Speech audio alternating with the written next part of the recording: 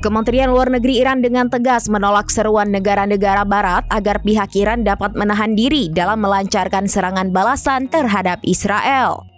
Seruan dari Perancis, Jerman, dan Inggris untuk membatalkan serangan ke Israel adalah sesuatu yang tidak masuk akal.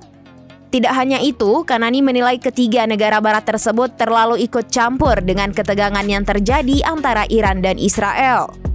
Kanani dengan tegas meminta kepada ketiga negara tersebut agar menghindari hasutan Israel dan membela Gaza.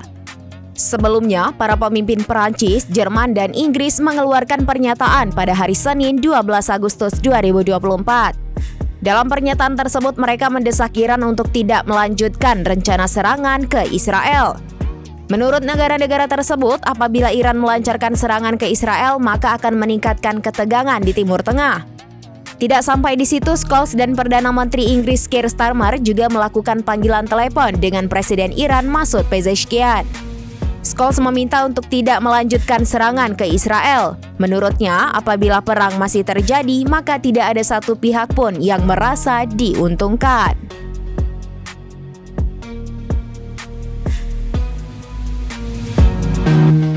Download Tribun X sekarang, menghadirkan lokal menjadi Indonesia.